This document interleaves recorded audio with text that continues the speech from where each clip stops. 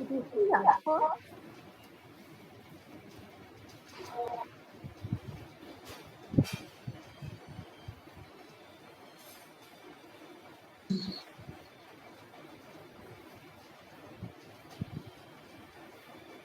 रूही राठौर। रूही राठौर। रूही राठौर।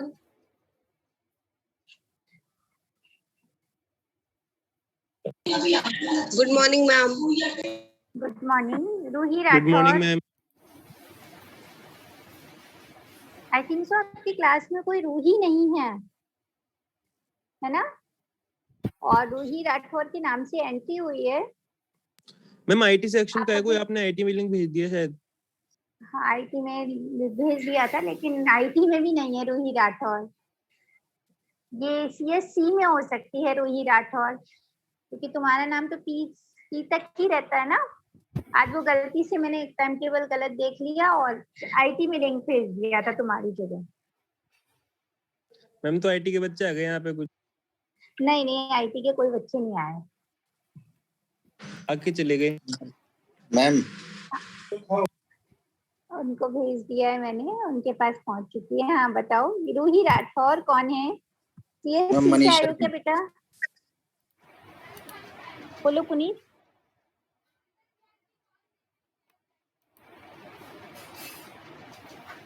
पुनीत कुछ बोलना चाह रहे हो?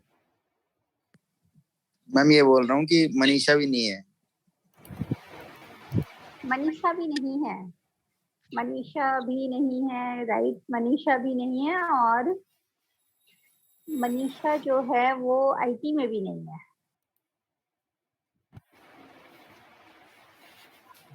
CS091 CS091 की कोई मनीषा नहीं है, और 91 तो तुम्हारे ही सेक्शन का है। 91 तो लव प्रताप सिंह है।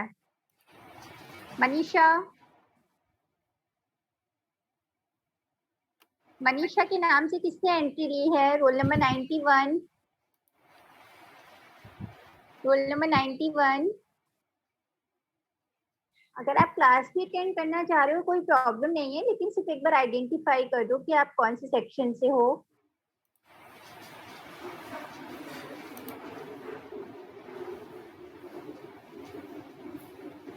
रूही राठौर एंड मनीषा, अगर आप मुझे जवाब नहीं दोगे मैं आपको रिमूव कर दूंगी क्लास से। विद इन 1 मिनट मुझे आंसरिंग चाहिए, नहीं तो मैं रिमूव कर रही हूँ क्लास से आप लोगों को। दूसरे क्लास से हो तो कोई प्रॉब्लम नहीं है, पर एक बार आप बता दो कि क्या है। पर्टिकुलर इंटीग्रल साइन, वो हमने e की पावर x का पढ़ लिया था ना लास्ट क्लास में। e की पावर ax का हो गया था particular integral.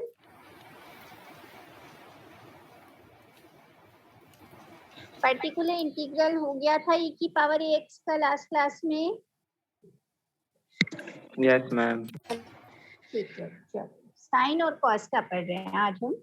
Particular integral of sine ax और कॉस ax, दोनों के लिए एक ही रूल लगता है ना। तो फॉर अ डिफरेंशियल इक्वेशन, पहले रूल समझते हैं क्या है। फॉर डिफरेंशियल इक्वेशन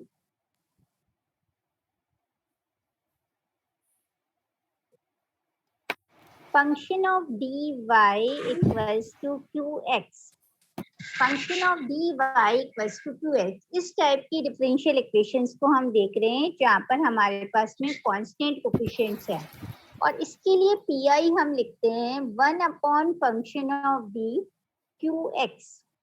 अब qx की जगह अगर हमारे पास में साइन या कॉस आ जाता है तो हमें क्या करना है? Who is he?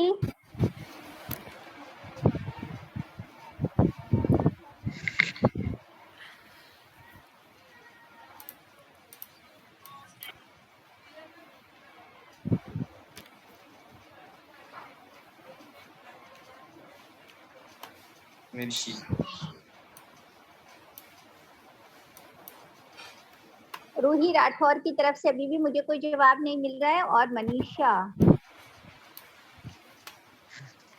मैम हर्ष तो हमारे बैच में कोई है नहीं। मैम रिमूव कर दो अपनी, मतलब पढ़ा दो। हर्ष कोई है नहीं मैम। रिमूव कर दो मैम। मैम पी के बाद कोई नहीं है हमारे बैच में। वही कर रही हूँ। अगर भाई कई बार क्या होता है कि हम किसी और के नाम से भी एंट्री ले लेते हैं, अपने घर वालों के नाम से, इसीलिए मैंने जस्ट पूछा था कि भाई कौन है। अगर दूसरी क्लास से भी है तो भी कोई प्रॉब्लम नहीं है, कोई पढ़ना चाह रहा है तो, बट ये है कि कम से कम आइडेंटिफाई तो करे कि मैम मैं कौन हूँ, है ना। पढ़ने में कोई प्रॉब्लम नहीं है, लेकिन जस्ट हमें पता होना चाहिए। लिस्ट तो मैं निकलवा मैम लूंगी लास्ट कि क्लास कौन में है। ललित ने बोला था मैम। मैम किसी ने गाना बजाया तो ललित ने बोला था, तो अब ललित के नाम से आ गया। मैम कोई हर्षित नाम से है। तो मैम आप चेक करो ना मैम कौन है। मैम लास्ट क्लास में हर्षित आया था, CS A से है शायद वो। कोई बात नहीं तो बेटा, यार तुम उसको मैं था। request ओ, करो सुन ना सुन मैम, ये ललित, लिंक कहाँ से मिलती है उसको। ओए ललित भाई, मैं था, वो मेरे भाई का नाम है तो वो मेरे को ध्यान नहीं था। कोई अच्छा बात नहीं ठीक है बेटा, भाई। कोई बात नहीं, भाई तू कोई पिछली बात बार नहीं। निकलवा दिया था, देख तो सही। देखो कोई बात देखो, नहीं, कोई भी आप अटेंड कर सकते हो, दूसरी क्लास से भी अटेंड कर सकता है, वो भी कोई प्रॉब्लम नहीं है। बस मैं ये चाह रही थी कि अपने ही कॉलेज का हो, कहीं ऐसा ना हो कि कोई और बच्चा जो है वो एंट्री करके कुछ भी मिसबिहेव करे ना। चलो, और देखो ये तो आपके पास ही जाता है लिंक, तो आप लोग ही किसी को ज्वाइन करवाते हो। देखो अब Yes. अगर अपने पास में क्यू की जगह जो है वो साइन AX या cos AX होता है, तो हम क्या करते हैं, तो PI हम लिखेंगे 1 upon function of D। Function of D की जगह मैं लिख रही हूँ D स्क्वायर। अभी समझना है इसको, क्योंकि ये रूल जो लगता है वो किस पर लगता है, D स्क्वायर की वैल्यू पर लगता है, इसलिए मैंने इसको फंक्शन ऑफ D स्क्वायर लिख दिया। कोई फर्क नहीं पड़ता इससे, फंक्शन ऑफ D ही लिखेंगे हम यहाँ पे। D स्क्वायर की जगह हम रखते हैं -A स्क्वायर। क्या सब्स्टिट्यूशन होगा, D स्क्वायर की जगह -A स्क्वायर। E की पावर AX के लिए सब्स्टिट्यूशन होता है D की जगह A, और साइन और कॉस के लिए हम क्या रखते हैं, D स्क्वायर की जगह -A स्क्वायर। D स्क्वायर की जगह -A स्क्वायर। अभी क्वेश्चन करेंगे तो और क्लियर हो जाएगा।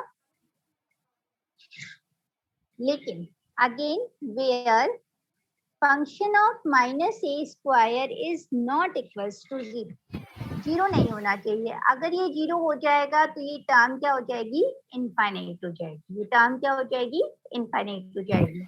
अगेन फिर if function of -A square 0 होता है तो हमें क्या करना है, तो हमें ये दो फॉर्मूलेज याद रखने हैं। 1 upon D square plus A square, sine AX होता है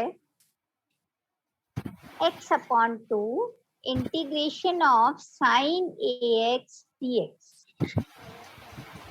और साइन AX का इंटीग्रेशन क्या होता है, 1 अपॉन A माइनस में cos AX। ठीक है, सेम इसी तरीके से 1 upon D square plus A square cos AX होता है x upon 2 integration of cos AX dx। x upon 2 sine AX। तो हम डायरेक्टली रूल याद रखेंगे, ये सिर्फ याद करने का तरीका बताया मैंने। x/2 दोनों में होता है। साइन का निकाल रहे हैं तो साइन की इंटीग्रेशन में माइनस का साइन आता है, तो माइनस cos AX अपॉन ए। और अगर cos का ले रहे हैं तो cos की इंटीग्रेशन में साइन AX अपॉन ए आ जाता है। ठीक है, अब इसको अप्लाई करते हैं। मैं एक बार पेपर शो कर देती हूँ आपको।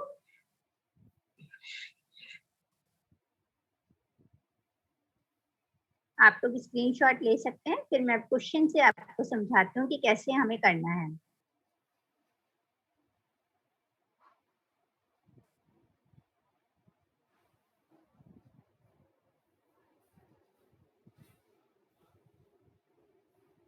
कर लूँ चेंज? Yes ma'am.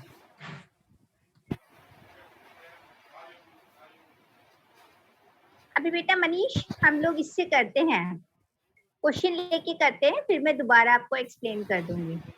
बस अभी अपने को ये रूल याद रखना है कि sin ax और cos ax का पर्टिकुलर इंटीग्रल निकालने के लिए हमें डी स्क्वायर की जगह माइनस ए स्क्वायर रखना है, और डी स्क्वायर की जगह माइनस ए स्क्वायर रखने पर हमारी डिनोमिनेटर जो है वो जीरो नहीं होना चाहिए।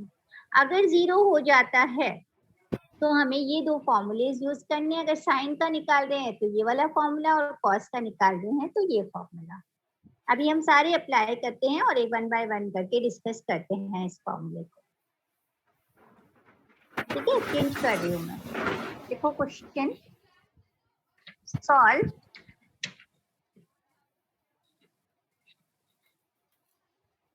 सॉल्व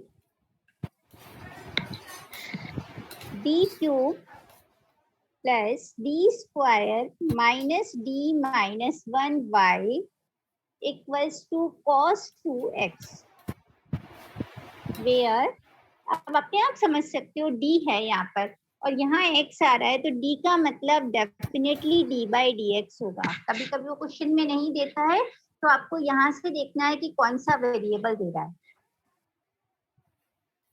ऑक्सिलरी इक्वेशन निकाल के CF सभी लोग कैलकुलेट कर सकते हैं, कर सकते हो ना?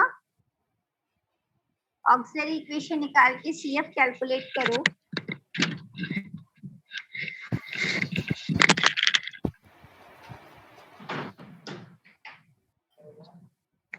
पापा ने गेट खुला छोड़ दिया बेटा।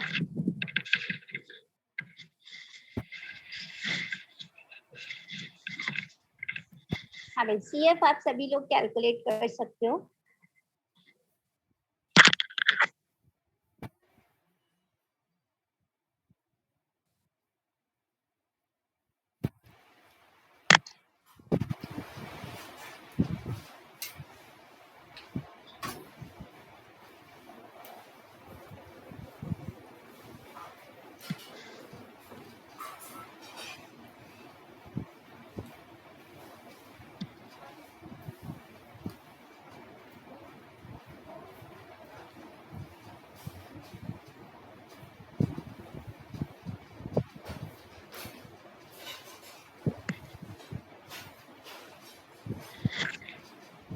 आ गया क्या CF?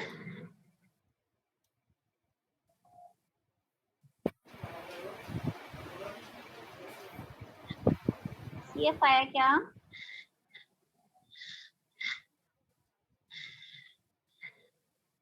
m इक्वल्स टू 1 1 1, तीनों बार 1 नहीं, मनीष गलत है, चेक करो।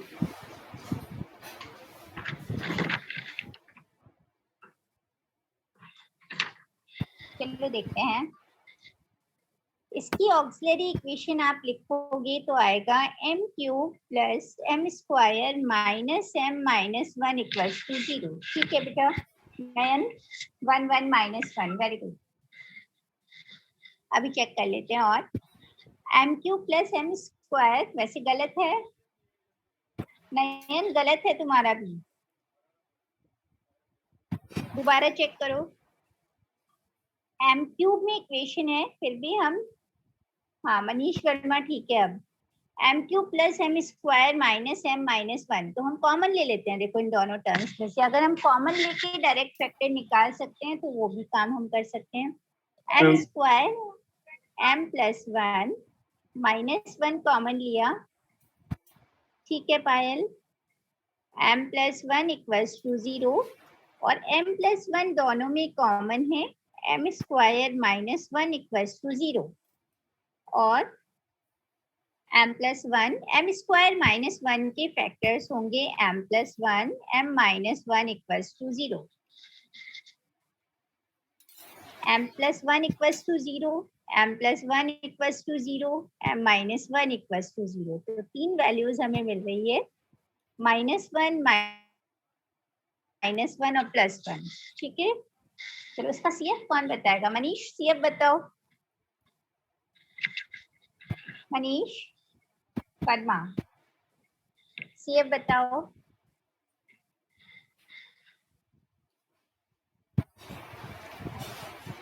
मनीष बताओ। कोई बात नहीं, हिमालय, हिमालय त्यागी,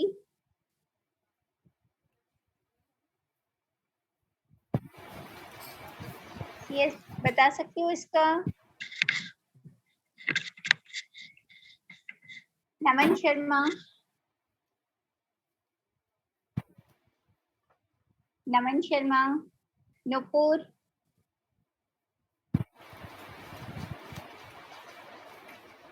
पंकज कुमावत, मैम जो आंसर नहीं दे रहे एब्सेंट लगा दूं क्या उनकी? हाँ बिल्कुल मालूम है, कम से कम यही बोल दो कि हम नहीं आए, हमें नहीं आ रहा अभी। नहीं बिल्कुल आंसर नहीं दे रहे हैं, मैं इनकी अटेंडेंस ही ले रही हूँ। मैं एब्सेंट मार्क कर देती हूँ जो आंसर नहीं दे रहा है। जो रिप्लाई नहीं करते ना, मैं उनके एब्सेंट में खुद ही लगा दूंगी। मैम नुपुर बोलो। नुपुर ने तो अभी क्लासेस ही बहुत लेट स्टार्ट की है। मैम C1 e की power minus x plus C2 e की पावर x। बेटा ये 3 रूट्स हैं, है ना, और 3 रूट्स के लिए 3 कांस्टेंट आएंगे। तुमने क्या किया है, ठीक है तुम्हारा एफर्ट अच्छा है, ये रिपीटेड रूट्स है तो रिपीटेड रूट्स वाला चलेगा। रिपीटेड रूट्स में 2 रूट्स के लिए एक साथ कैसे लिखते हैं, C1 प्लस C2x e की पावर माइनस 1x। अगर 3 बार रिपीट होते हैं तो उसके लिए लिखते हैं C1 plus C2x plus C3x square, है ना। और अब इसके लिए लिखेंगे C1 C2 आ चुके हैं, C3 e की पावर x। अगर हमारे पास m की 3 वैल्यूज हैं, d क्यूब में इक्वेशन है तो m की वैल्यूज भी 3 आएंगी। 3 है तो कांस्टेंट भी 3 ही आने चाहिए, कम नहीं होने चाहिए कहीं से भी, ठीक है। pi 1 upon function of d लिखते हैं तो d cube plus d square minus d minus 1 cos 2x। अब एक बार ध्यान से समझना कि क्या रूल है अपना। sin ax और cos ax के लिए हम रखते हैं d स्क्वायर की जगह माइनस a स्क्वायर। जब हम e की पावर में बात कर रहे थे तो e की पावर 2x तो a का मतलब था 2, e की पावर 5x तो a का मतलब था 5। यहाँ पर हम किसके लिए देखेंगे, ये a होता है हमारा sin ax और cos ax में। तो a की वैल्यू कितनी हुई हमारे पास, एक्सक्यूज मी मैम। 2। हाँ बोलो। Hello ma'am. नवरत्न। हाँ बोलो। क्या मैम हम यहाँ पे कोस ही क्यों लिया मैम, साइन क्यों नहीं ले सकते? क्योंकि क्वेश्चन कॉस के लिए दिया है बेटा। अच्छा मैम, इसके बेस पे डिसाइड होता है क्या?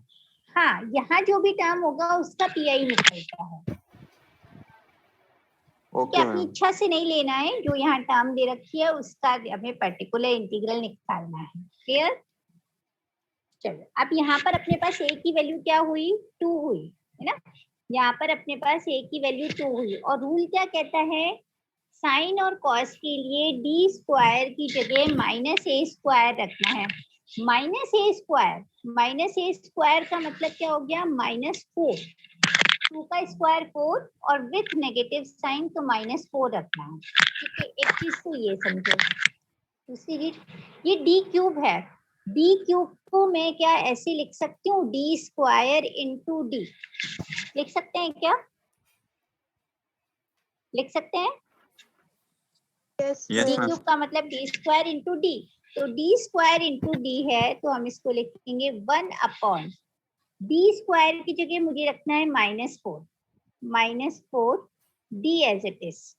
देखो d की जगह कुछ नहीं रखना है, d स्क्वायर की जगह रखना है, या d स्क्वायर से आगे की जो पावर्स होंगी उनके लिए हम वैल्यू रखेंगे, है ना, उनके लिए हम वैल्यू सब्स्टिट्यूट करेंगे।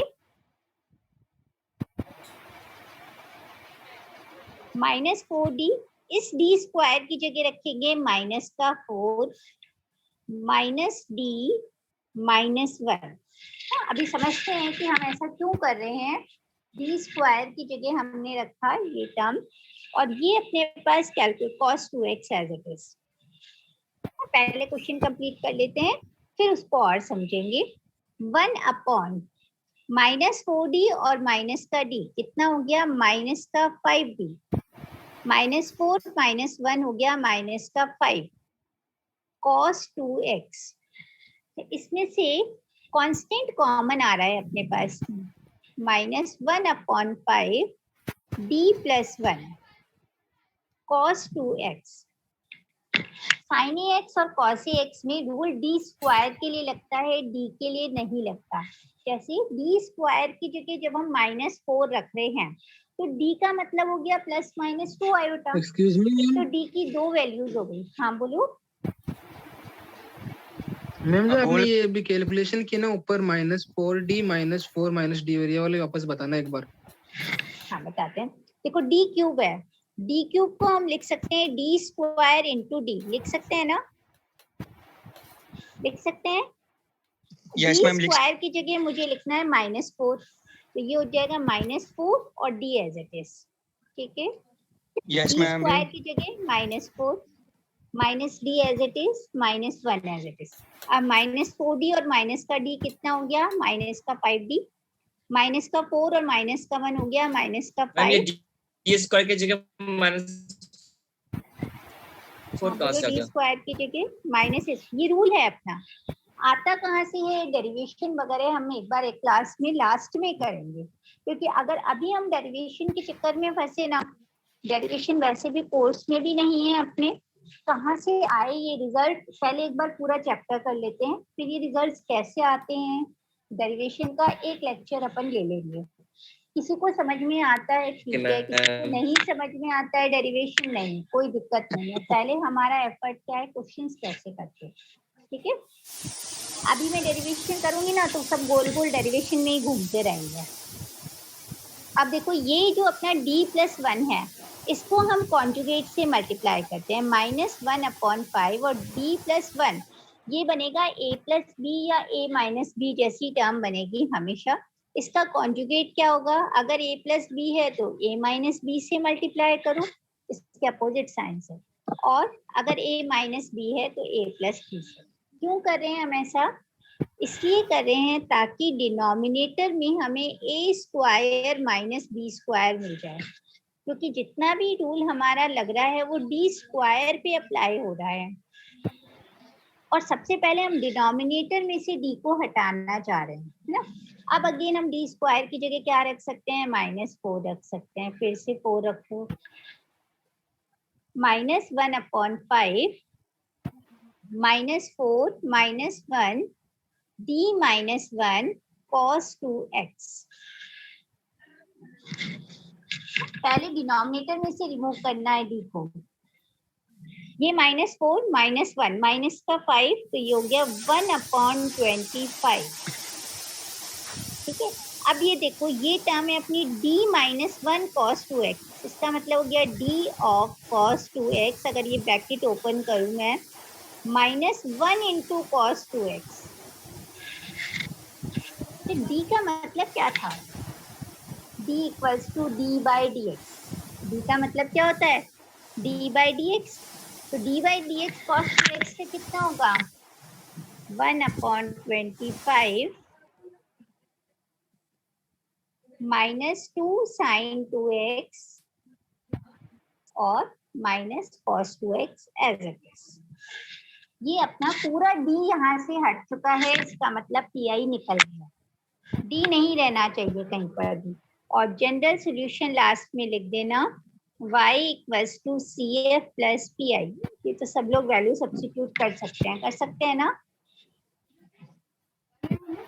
कर सकते हो।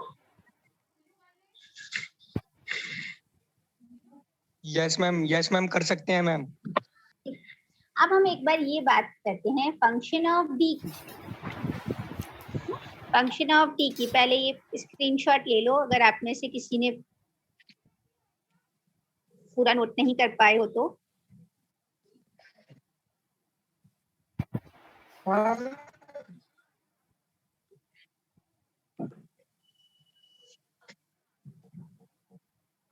अभी और क्वेश्चंस करेंगे, धीरे धीरे क्लियर होती चली जाएगी चीज आपको। मैम पीएम कुछ बोल रहे हैं मैम। बोल लेगा बेटा, मैंने किसी का माइक्रोफोन ऑफ नहीं किया। ये पीएम कौन है भाई? अरे पंकज कुमावत।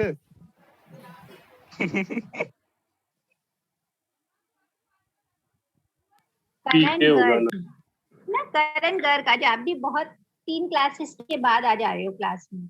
जिगर व्यास सॉर्ट पहली क्लास अटेंड कर रहा मैम ये है। अभी गेम खेल रहा है, गेम बीच बीच में यस मैम कर लेता है। नो मैम, ये झूठ बोल रहा है मैम, नहीं खेल रहा कोई मैम बात मैं। नहीं, कोई बात नहीं, तो कोई बात नहीं। आप कुछ भी करोगे उससे लॉस आपको ही है। चलो अब देखो, इसमें जो भी हमारा फंक्शन ऑफ डी होता है, फंक्शन ऑफ डी जो भी होता है उसमें क्या क्या टर्म हो सकती है अपने पास। देखो कांस्टेंट हो सकता है कोई भी, डी स्क्वायर हो सकता है, डी क्यूब हो सकता है, डी की पावर 4 हो सकता है, डी की पावर 5 हो सकता है, कुछ भी हो सकता है एंड सो ऑन। यहाँ से समझो डी है। जब हम साइन और कॉस के लिए काम कर रहे हैं तो डी में हम कोई चेंजेस नहीं कर रहे हैं। क्यों नहीं कर रहे हैं? हमारा रूल है डी स्क्वायर की जगह माइनस ए स्क्वायर, तो डी स्क्वायर की जगह -4, तो डी का मतलब क्या हो गया, +-2 आयोटा। एक तो डी की हमें एक वैल्यू नहीं मिल रही है, 2 वैल्यूज मिल रही है, +-2 आयोटा। तो +2 आयोटा रखें या -2 आयोटा रखें? अगर किसी ने +2 आयोटा रखा है तो उसका आंसर अलग आएगा, -2 आयोटा रखा है तो कुछ अलग आएगा। इसलिए 2 वैल्यूज की चॉइस होने के कारण हम डी की जगह वैल्यू नहीं रखते हैं। ठीक है, पहली बात तो इसलिए हमने डी की वैल्यू नहीं रखी। डी स्क्वायर है तो डी स्क्वायर की जगह जब हम वैल्यू रखेंगे तो ये क्या बनेगा, जो भी क्वेश्चन होगा उसके अकॉर्डिंग कांस्टेंट वैल्यू आएगी। डी क्यूब की जगह हम इसको लिखते हैं डी स्क्वायर इंटू डी, तो ये डी में कन्वर्ट हो जाता है जाके, है ना, कांस्टेंट भी आ जाएगा साथ में और डी भी आ जाएगा। डी की पावर 4 को हम लिख सकते हैं D square into D square, तो ये किस में कन्वर्ट होगा, कांस्टेंट में कन्वर्ट होगा। मतलब क्या है कि इवन पावर्स तो कांस्टेंट में कन्वर्ट हो रही है और ऑड पावर्स जो है वो किस में कन्वर्ट होगी, डी में। तो अल्टीमेटली जब भी फंक्शन ऑफ डी किसी भी पावर का हमें मिलेगा तो उसमें या तो डी की टर्म्स होंगी या कांस्टेंट वाली होंगी, और जब डी और कांस्टेंट वाली टर्म्स होगी तो हमेशा हम उसके कॉन्जुगेट से मल्टीप्लाई करके उसको ए स्क्वायर माइनस बी स्क्वायर में कन्वर्ट कर सकते हैं और फिर से अपना रूल लगा के और इस तरीके से हमें सॉल्व करेंगे।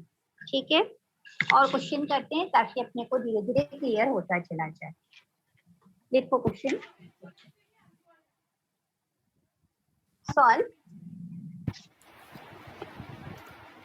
d2y by dx square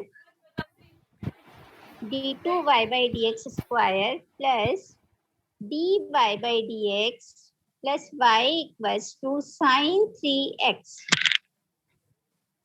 d2y by dx square plus dy by dx plus y equals to sin 3x.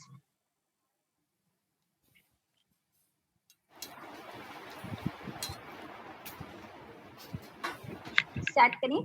सबसे पहले डी में कन्वर्ट करो, D square plus D plus 1y equals to sine 3x। लिख सकते हैं, लिख सकते हैं ना, where d equals to d by dx।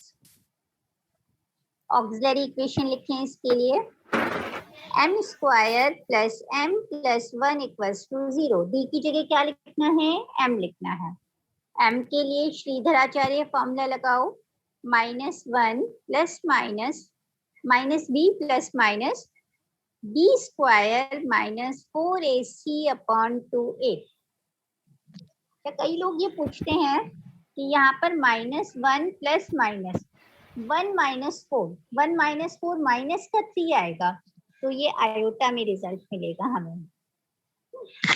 अब कुछ स्टूडेंट्स ने, एक स्टूडेंट है, अब नाम मुझे ध्यान नहीं आ रहा, उसने ये क्वेश्चन भी किया था कि मैम यहाँ आयोटा भी आ गया और सर्ड भी आ गया, तो फिर हम यहाँ पे हाइपरबोलिक क्यों नहीं लगा रहे। तो हमें प्रायोरिटी इमेजिनरी नंबर को देनी है ना। अगर हमारे पास इमेजिनरी आ रहा है तो इमेजिनरी के तरीके से ही लिखेंगे, और हमने √3 क्यों नहीं लिखा है उसका जवाब वो डेरिवेशन वाली क्लास में मिलेगा, है ना। पूरा मैं एक्सप्लेन करूंगी उस क्लास के अंदर, जितना हो पाएगा एक क्लास में उतना डेरिवेशन पार्ट मेन आपको मैं बताऊंगी कि क्या हम कैसे, क्यों कांस्टेंट ले रहे हैं, क्यों सीएफ निकालते हैं, क्यों पीआई ले रहे हैं, कैसे आया ये सीएफ पीआई, ये रूल्स कहाँ से आए अपने पास, डी की जगह ए, डी स्क्वायर की जगह -a स्क्वायर, ये शॉर्टकट मेथड है जो हम कर रहे हैं, और लॉन्ग कट अगर हम करेंगे तो बहुत टाइम लगेगा। जब ये चैप्टर पूरा हो जाएगा उसके बाद वाली क्लास में, ठीक है। पहले हम क्वेश्चंस करेंगे पूरे, हर टाइप के क्वेश्चन करेंगे, उसके बाद हम एक क्लास लेंगे जिसमें डेरिवेशन पार्ट थोड़ा सा करेंगे। अब ये चैप्टर और कब तक अपने चलेगा? पास में क्या है, अभी तो बेटा चलेगा, अभी तो शुरू किया है हमने, 4-5 क्लास से चलाएंगे इसको भी तो कम से कम। -1/2 प्लस माइनस आयोटा √3/2, ये अपना कौन सा पार्ट है? Real part. और ये कौन सा है? Imaginary part. तो इमेजिनरी के लिए CF कैसे लिखते हैं? e की पावर में रियल पार्ट आता है -1/2 x आएगा, C1 cos, इमेजिनरी पार्ट आता है cos और sin के साथ में, C2 sin √3/2 x। ये सबको क्लियर है? ये पिछली क्लासेस में हम कर चुके हैं बहुत अच्छे से। PI, चलो PI लिखते हैं 1/, function of D। Function of D क्या है? D² + D + 1। हाँ बोलो, क्या हुआ बेटा? माइक्रोफोन ऑफ करो पंकज।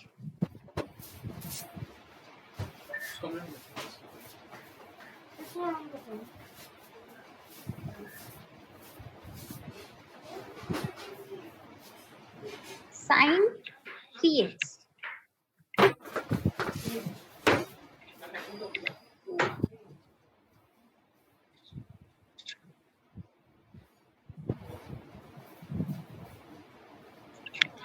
क्या सब्स्टिट्यूशन होगा यहाँ पे? D² की जगह, D² की जगह क्या सब्स्टिट्यूट करेंगे? A की वैल्यू है यहाँ पर 3, यहाँ पर A की वैल्यू क्या है? 3, तो हमें रखना है D² की जगह -9, ठीक है, रखो 1/, -9 + D + 1 और sin 3x as it is. क्या हो जाएगा? 1/D - 8 sin 3x।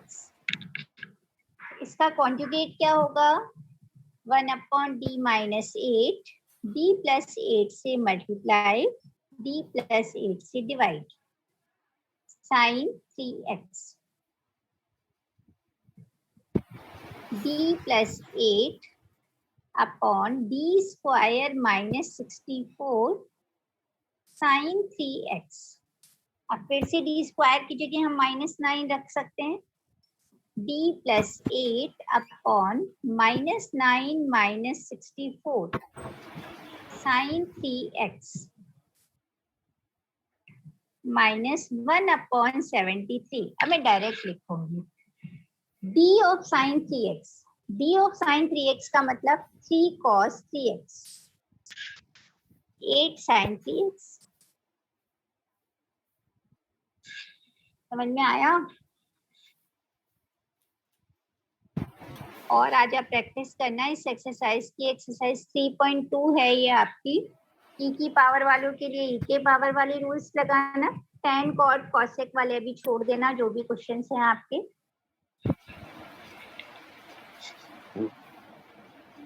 कोई डाउट? नो मैम, नहीं है मैम डाउट कोई। आगे बढ़ूं? मैम एक बार 5 पेज मिनट शो है। कर दो, स्क्रीनशॉट लेना है। हाँ बिल्कुल, नहीं तो मैं भेज दूंगी तुम्हें। भेज ही देना मैम, फिर थोड़ा और क्लियर आ जाएगा ना। भेज ही देना, ठीक है, मैं सेंड कर दूंगी आपको।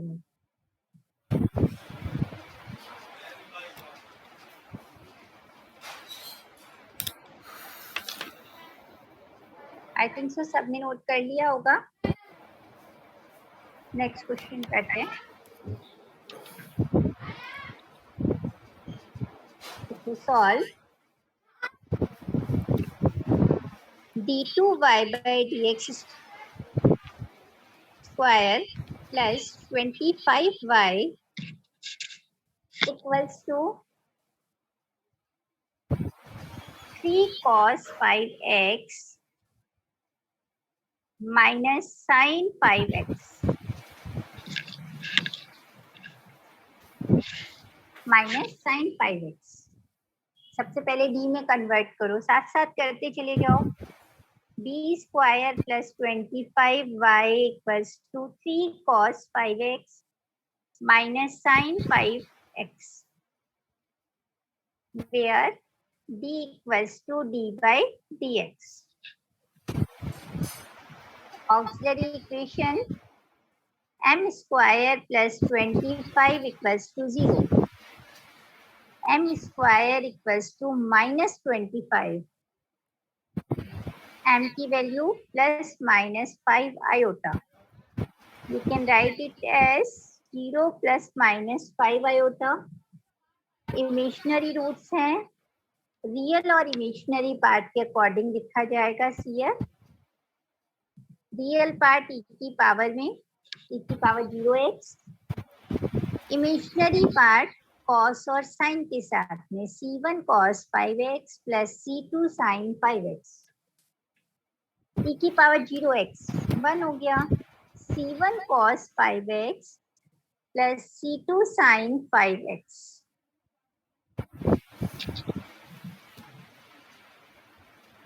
यहाँ तो हमें ज्यादातर क्वेश्चंस में 0 मिल रहा है, लेकिन आगे जब हम चैप्टर करेंगे नेक्स्ट वाला तो वहाँ पे हमें ये नंबर भी मिलेगा. इसलिए मैं e की पावर 0x हर बार लिख रही हूँ, क्योंकि आगे गलती नहीं होनी चाहिए. अच्छा, pi 1 upon D square plus 25 3 cos 5x का भी निकालना है, और अलग अलग सेपरेट करके लिख देते हैं, दोनों टर्म्स का निकालना है. sin 5x का भी निकालना है. अब बताओ क्या सब्स्टिट्यूशन होना चाहिए? साइन और कॉस के लिए क्या रूल है? साइन और कॉस के लिए क्या रूल है? डी स्क्वायर की जगह माइनस ए स्क्वायर. तो यहाँ according to rule D square की जगह माइनस 25 रखना चाहिए. लेकिन जैसे ही हम माइनस 25 रखते हैं तो ये टर्म डिनोमिनेटर में 0 हो रही है. सेम यहाँ पर भी टर्म क्या हो रही है? 0 हो रही है. तो 0 है तो हम ये रूल नहीं लगा सकते. उसके लिए फिर फॉर्मूला लिखवाया था मैंने आपको, है ना? चेक करो, फॉर्मूला था a की वैल्यू अपने पास 5 है यहाँ पे, है ना? यहाँ पे हेयर a इक्वल्स टू क्या है? 5 है. ये रूल तो यहाँ पे नहीं लग सकता, वो फॉर्मूला लगाओ. फॉर्मूला क्या था? x अपॉन, तो ये 3 लिखती हूँ मैं पहले, 3x अपॉन 2 cos 5x का इंटीग्रेशन, cos 5x का इंटीग्रेशन sin 5x अपॉन 5, तो 2 into 5. या डायरेक्ट फॉर्मूला लिखूं, x by 2a sin ax minus 1 upon x upon 2 sin 5x का इंटीग्रेशन. तो sin 5x का इंटीग्रेशन होता है माइनस cos 5x अपॉन 5 हो जाएगा. इसको लिख सकते हो 3x by 10 sin 5x plus x by 10 cos 5x. ये तो डायरेक्ट फॉर्मूला है अपना. और general solution y equals to CF plus PI. वो मैंने इंटीग्रेशन वाली टर्म इसलिए बताई थी कि माइनस प्लस साइन में हमारी कोई मिस्टेक ना हो, तो हम ध्यान रख सकें. x by 2a तो दोनों में ही आना है,